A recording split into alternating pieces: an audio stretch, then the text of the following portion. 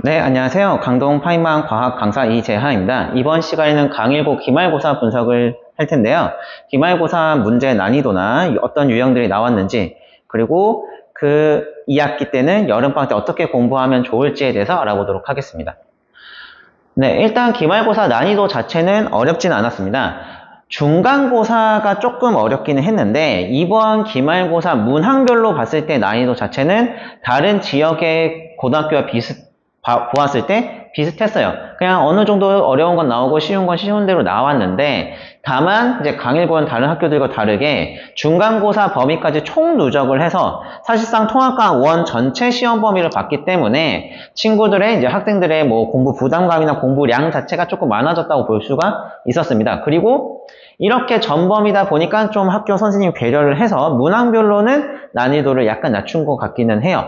그리고 이제 각각의 물화생지마다의 어떤 그림이나 그래프, 표로 통한 자료 분석을 하거나 아니면 화학과 물리에서 응용 문제를 반드시 풀 수 있어야지만 고득점이 나올 수 있었습니다. 그래서 각각 물화생지, 각각 단원의 각각 항목에 대해서 어떤 응용 문제와 어떤 자료 분석 문제를 열심히 공부했느냐가 중요한 키워드가 됐습니다.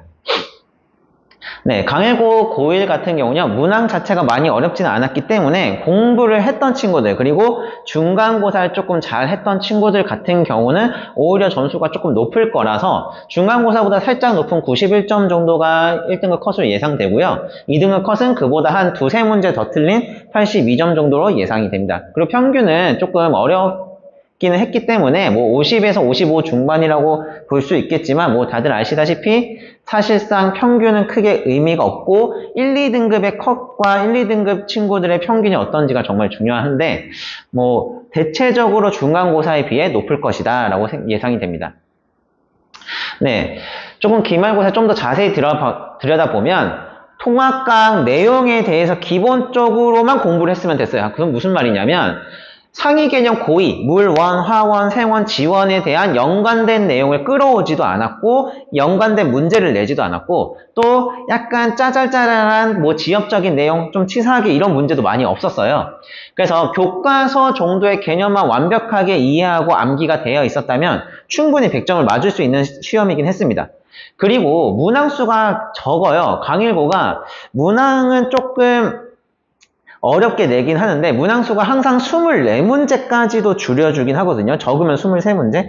그리고 서술형이 이번에 없었어요. 한마디로 뭐냐, 서술형에서 부분 점수가 없고 하기 때문에 큰 문제는 5.5점, 뭐 4.9점 이렇기 때문에 문항수가 적다 보니까 한 문제 한 문제가 틀렸을 때 또는 그 문제에서 실수가 일어났을 때 좀 치명적이긴 했어요.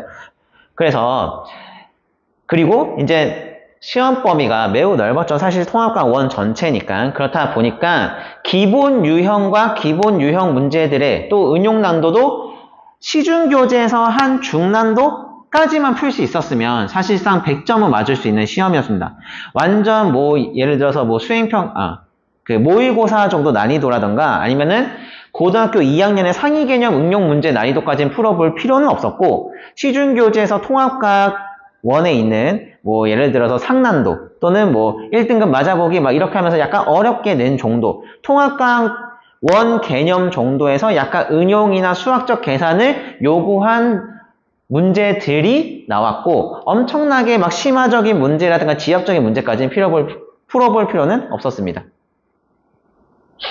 네, 1등급 판별 문제, 뭐 가장 변별력 있었던 문제를 한번 알아보면 지구과학에서 볼 수 있는데 이 지구과학 문제 같은 경우는 어땠냐면 문제를 보면서 좀 설명을 드리면 이런 식으로 나왔어요. 예, 완전히 똑같은 문제는 아니고 저작권 이슈상 저희가 좀 비슷한 문제를 갖고 왔는데 어떤 내용이냐면 이렇게 판의 경계에 대해서 그림을 주고 그리고 진원 분포에 대한 깊이 같은 것을 그래프로 줘서 이 그림과 이 진원에 대한 그래프를 해석을 통해 자기가 알고 있는 판의 경계에 대한 개념을 적용시켜서 푸는 문제였기 때문에 여러 가지 문제, 사실 이것도 시중교재에 나와 있는 문제이긴 하거든요. 그래서 어느 정도 자신들이 그래프 개념은 확실히 암기가 되어 있고 그림이나 그 표를 정확하게 보고 문제에서 준 조건이 어떤 건지를 파악한 다음에 이제 개념에 적용시켜서 푸는 문제들이 있었습니다. 사실은 지구과학을 갖고 오긴 했지만 5.2점은 좀 배점이 높죠. 물리도 그렇고 화학도 그렇고 그래프나 그림에서 문제의 조건을 주고 그거를 일단 먼저 찾고 난 다음에 이제 공식에 대입하거나 개념에 적용시키는 것을 했어야지만 사실은 100점이 나오거나 1등급을 맞을 수 있었을 거예요. 여기서도 보면 이 진원 깊이를 보고 보존형인지 섭입형인지 찾고 이제 문제를 풀어야 되는 건데 이 진원을 보고 이거 어떤 거지? 판의 경계만 보고 난 이런 것만 많이 봐봤는데 했으면 사실상 이 문제는 풀 수 없었고 물리나 화학에서도 표나 그래프 해석이 안 됐으면 약간 어려움을 느꼈을 수 있었을 거예요. 네, 그래서 1학기 기말고사 같은 경우는 평이하게 개념 자체는 평이했다. 막 엄청나게 심한 개념이나 지엽적인 내용을 알 필요는 없었다. 다만 1등급 이상의 고득점을 맞기 위해서는 기본 암기를 통해 어떤 자료 분석이나 응용 문제를 조금 많이 풀어봐서 새로운 그래프나 새로운 자료 분석이 주어지더라도 그것을 자료 분석을 통해 그림 분석을 통해 문제를 풀 수 있는 것을 연습을 했었어야 됩니다.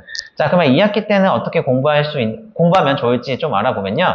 네, 통합과학 2에서 사실은 가장 꽃이라고 볼 수 있으면 화학일 것 같아요. 네, 화학에서 산화환원 나오고 중화반응 나오죠. 네, 산화환원과 중화반응이 제일 어려울 거고 아마도 순서상, 교과서 순서상 중간고사에 나올 확률이 꽤 높은데 산화환원과 중화반응 개념이나 이런 것 자체도 어렵기는 해요. 근데 더 어려운 게 뭐냐? 저 개념을 이용해서 이렇게 수학적 계산을 하는 거. 이게 안 되는 친구들은 조금 미리 연습을 해놔야 됩니다.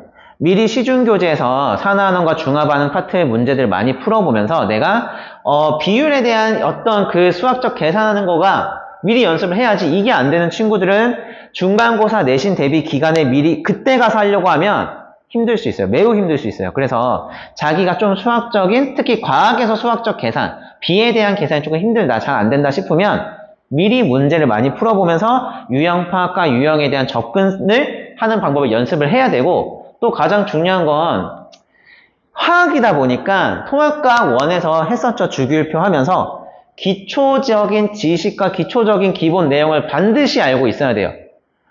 뭐 칼슘이 어떤 거고 뭐 칼륨이 어떤 거고 수소가 어떤 건지 비금속인지 금속인지 당연히 알아야 되고 중학교 2학년 때부터 꾸준히 해왔었던 이온의 전하량이라든지 아니면 이온결합과 공유결합이 어떻게 되는지를 반드시 이해하고 이온결합 물질이 수용액에 들어갔을 때 어떻게 되는지도 이해를 해야지 그게 안 되어 있으면 이제 자기가 공부를 한다거나 아니면 이제 학원에서 선행 수업을 할 때 따라올 수가 없어요. 그래서 자기가 화학적인 기본 체력이 좀 기초 공부가 부족하다라고 하면 통합과학 1이나 중학교 공부를 책을 다시 한번 봐서 기본적인 내용, 암기, 어떤 원소들이 있고 원소들의 뭐 이온 전하량 이런 것들은 반드시 공부를 하고 공부를 하는 게 중요합니다.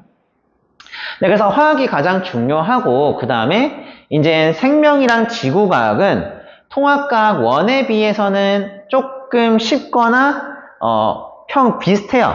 다만 지구과학이 암기량이 좀 많아져요. 지구과학에서 이제 어떤 게 제일 어렵냐고 하면 지질시대와 이제 엘니뇨, 라니냐가 들어갈 텐데 엘니뇨, 라니냐는 아마 기말고사에 들어갈 건데 이거는 이해를 하면 되는 건데 이제 지질시대 같은 경우는 용어가 매우 생소하죠. 성칸부리아대, 중생대, 고생대, 뭐 삼엽충, 뭐 이런 것들을 외워야 되고 어떤 시대에 어떤 특징이 있는지, 어떤 시대에 어떤 화석이 있는지를 외워야 하는데 이걸 그냥 단순히 달달달달 외워서 문제를 풀어도 되긴 하지만 여름방학 때는 어차피 이때 완전히 외울 거 아니잖아요. 외우는 건 내신 전에 해야 되는 거고 일단 여름방학 때는 시간이 어느 정도 있기 때문에 시간 흐름에 따른 이해가 동반된 암기를 좀 할 필요가 있을 것 같습니다. 친구들이 내신 기간 되면 암기를 할 때 이렇게 이해가 같이 하면서 하기가 쉽지 않아요. 시간도 부족하고 다른 것도 바쁘고 수행평가니 뭐니 학교도 가고 하다 보니까 이렇게 시간에 대해서 쓰기가 쉽지 않고 일단 외우는 게 중요하기 때문에 외우는데 급급한데 여름방학 때는 사실은 지금 당장 외울 게 아니고 어떤 흐름을 파악해서 왜 이게 이때 이렇게 생겼고 이거 다음에 이게 왜 생겼는지 이런 이해가 동반된 암기가 되면 그 다음에 이제 중간고사 내신 대비 기간에 됐을 때 확실하게 암기가 될 수 있고 실수가 적어지고 문제가 어렵게 내거나 꼬아서 낼 내더라도 충분히 풀 수 있을 거예요. 다만 이렇게 이해나 시대 흐름에 대해서 이해가 안 되면 단순히 암기만 하다 보면은 이제 문제를 조금 어렵게 낸다거나 시간을 바꿔서 내면 충분히 틀릴 수가 있기 때문에 여름 방학 때는 시간 순서와 흐름 파악이 좀 더 중요하다고 생각이 됩니다. 또 생명 같은 경우도 오히려 쉬워지긴 했는데 뭐 유전이나 이런 부분에서 생태계 쪽에서 약간 조금 처음 보는 단어들이나 헷갈리는 단어들이 생길 거예요. 그리고 이제 만약에 서술형이 나온다면 그 서술형에 대해서 써야 되는데 문제 난이도 자체는 어렵지 않고 쉽지만 그 생명이나 지구과학에서 용어들을 정확하게 적고 그 용어들이 어떻게 표현되는지도 정확하게 해서 조금 서술형 준비를 많이 해서 감점 없이 서술형을 받는 게 중요할 것 같습니다. 그리고 이제 물리 같은 경우는 사실은 원래는 작년 15개정 같은 경우에서는 전력 수송이라고 하는 이제 친구들이 가장 어려워하는 부분이 있었는데 이 부분이 빠졌기 때문에 전자기 유도만 조금 잘 보면 되는데 전자기 유도는 친구들한테 물어보면 돼요. 중학교 3학년 때 6단원에 들어가 있어요. 근데 그것을 잘했던 친구들은 조금 더 편하게 보면 되고 중학교 3학년 때 6단원 전자기 유도가 어려웠던 친구들은 조금 집중해서 공부를 하면 될 건데 사실 전자기 유도 같은 경우는 문제 유형이 그렇게까지는 어렵지 않기 때문에 잘 공부해서 하면 됩니다. 네, 그래서 이제 2학기 대비를 위해서는 당연히 뭐 기본 개념 암기 철저하게 해야 되겠죠? 그리고 각 학교들마다 사실 지금 강동 지역을 조금 여러 학교들을 보니까 작년 기출에서 유형이나 난이도가 거의 비슷하게 나오고 있어요. 한영고는 한영고스럽게, 강일고는 강일고스럽게, 뭐 강문고는 강문고스럽게 나오고 있어요. 그래서 강일고도 기출 문제들을 통해서 어떤 유형들이 나오고 어느 정도 난이도가 나오는지 파악을 해서 공부를 하면 조금 뭐 효율적으로 공부할 수 있을 것 같고요. 그리고 결국에 이제 중간고사든 기말고사든 전자기 유도와 산화한원 중화 반응에서 수학적 수학적 풀이가 필요한 응용 문제들을 많이 풀어보면서 조금 익숙해질 필요가 있고 그런 수학적 계산과 자료 분석이 조금 약한 친구들은 미리미리 공부해 볼 필요가 있을 것 같습니다. 네, 그래서 마무리하면서 1학기 자기가 중간고사, 기말고사를 보면서 어느 정도 느꼈을 거예요. 내가 물, 화, 생지 중에서 물리, 화학, 생명, 지구 중에서 어느 쪽이 좀 약하다. 전체적으로 어려운데 물, 화에서 있는 수학적 계산적인 푸는 응용 문제가 조금 어렵다. 또는 생명과 지구과학에서 암기가 잘 안 된다. 암기에서 실수가 좀 잦다. 아니면 물리나 화학이나 생명, 지구과학에서 그림이나 그래프를 봤을 때 그런 자료 분석이 잘 안 된다고 하면 이제 자기가 약한 부분은 조금 1학기 실험을 통해 파악을 해보고 그 부분에 좀 더 집중적으로 공부를 하면 될 것 같고요. 그리고 좀 전략적인 학습.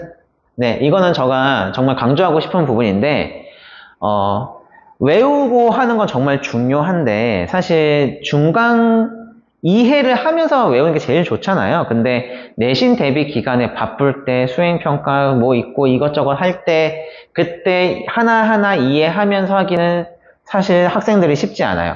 그래서 그럼 어떻게 하는 게 제일 좋냐? 시간 있을 때. 언제? 여름방학 동안. 여름방학 동안에 조금 완전히 달달달달 이게 무엇인지 정확하게 외운다기보다는 시간적인 흐름, 용어의 어떤 표현, 그 용어가 왜 생겼고 어떤 용어의 차이점 이런 걸 좀 더 집중적으로 봐서 공부를 하면 좋을 것 같습니다. 네, 지금까지 강동 파이만 강사 이재하였고요. 네, 감사합니다.